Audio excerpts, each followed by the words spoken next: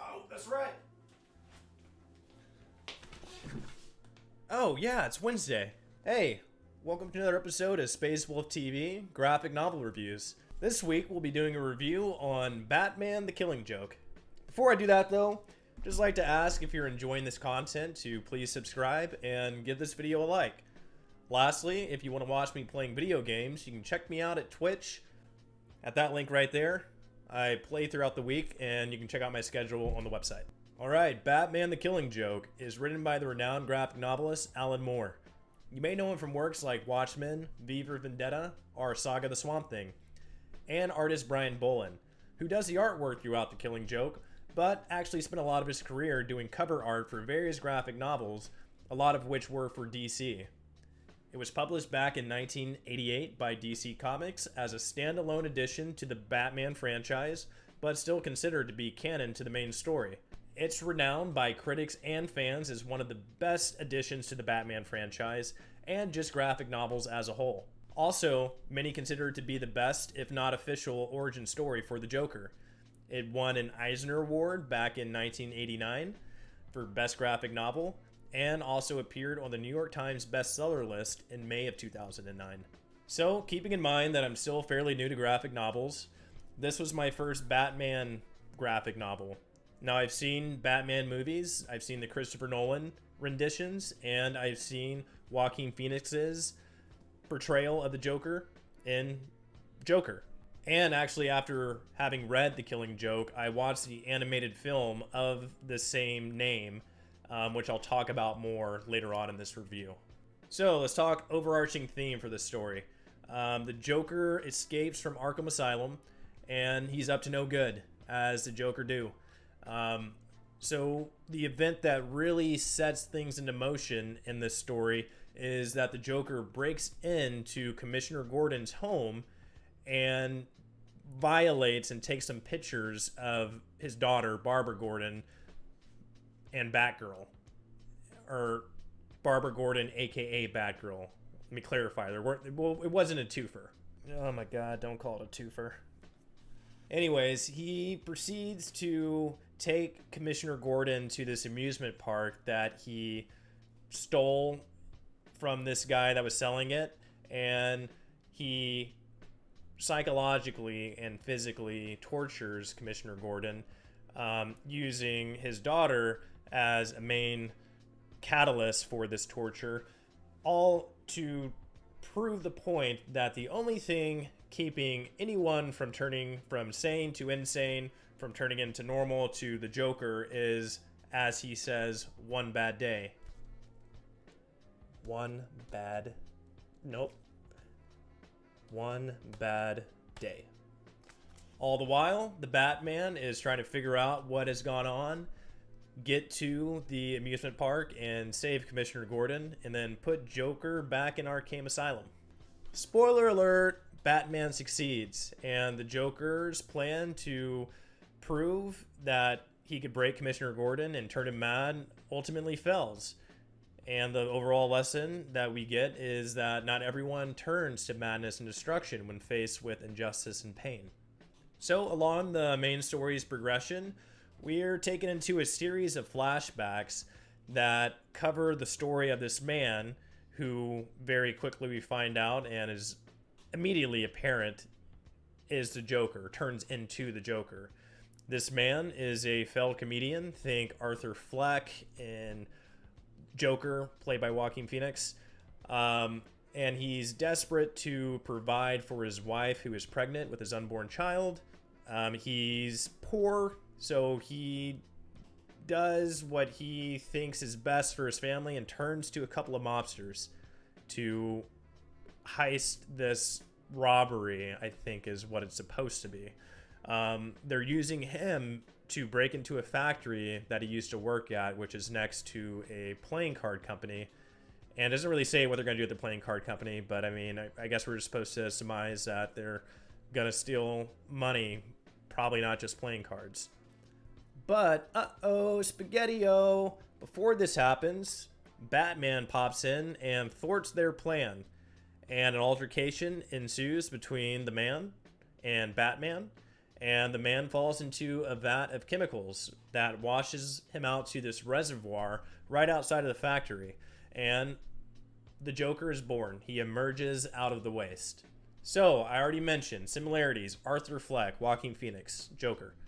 You can also see the source of inspiration for Jared Leto's Joker in Suicide Squad via the vat of chemicals that he falls into. Then, there's also this part in the story where Batman makes it to the amusement park and the Joker's rambling on about how he can't really remember what turned him mad, but he has a few stories that he likes to throw out there, enjoying the multiple choice of it all. And that, of course, reminds me of Heath Ledger in The Dark Knight, giving his multiple counts of his backstory. In fact, I read somewhere that every modern rendition of the Joker has taken inspiration from The Killing Joke, and I mean, obviously, it's apparent. And for that alone, I have to respect the importance of The Killing Joke. Besides the fact that it's just a pretty great piece standalone. I love the art in the book, and the writing and themes presented by Alan Moore are really good. But there's still something about it that just left me a little underwhelmed, a little not as wowed as I was hoping to be. And that could be just the fact that I went into it knowing its notoriety, knowing that it was considered by many graphic novel fans to be so great and important, and and almost any best graphic novels to read, you can almost surely find The Killing Joke in that. So that may have played into some of my not met expectations. Still, I will say I did really enjoy it, and I think it's a solid piece. I may just have to chalk up to my overall end impression of it on just having too high of expectations and maybe just being a little late to the party. This was written back in 1988.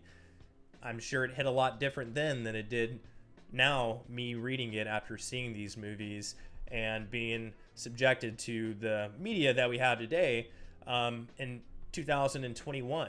But I just want to reiterate, I did like it, but I think mostly I enjoy the place that it holds for the inspiration to some of my favorite portrayals of a supervillain, being Heath Ledger in The Dark Knight and Joaquin Phoenix in Joker. Oh, and that reminds me, speaking of Joker-themed Batman movies, there, like I said earlier, is an animated film by the same name.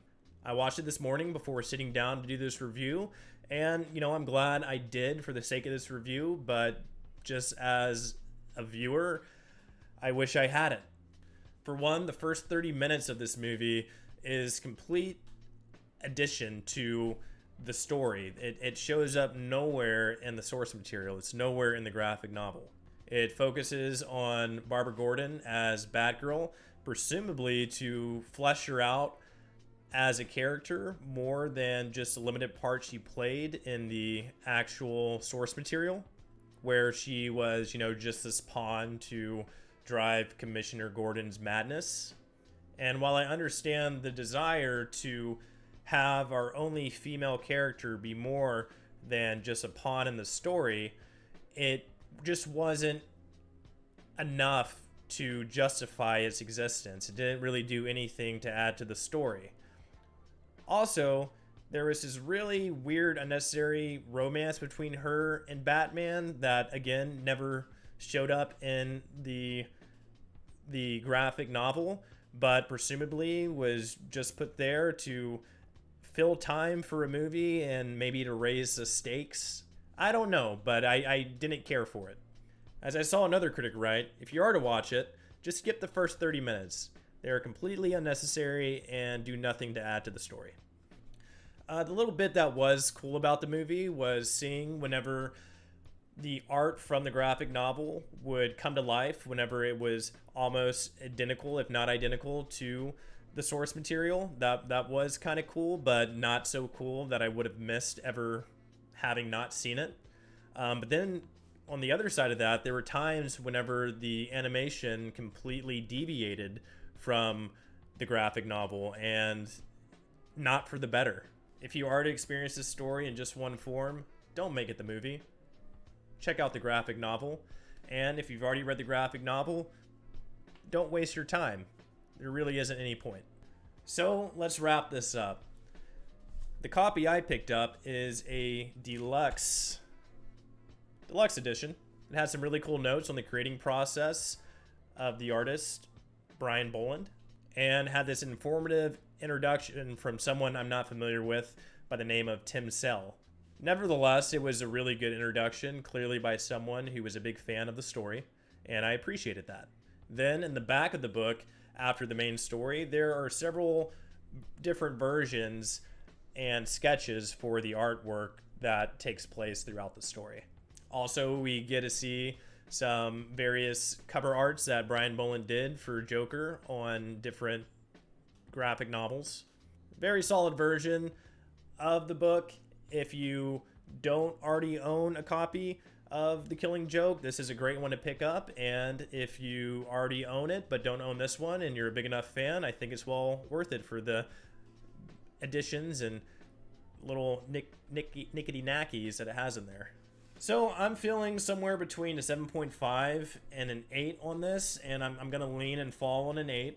And I just don't really feel comfortable giving it anything less. I do think it was a good story, albeit short, and it didn't need to be any longer, but I think because of that and just maybe my inexperience to graphic novels and just the Batman franchise, it just left me wanting, and for that I give it an 8.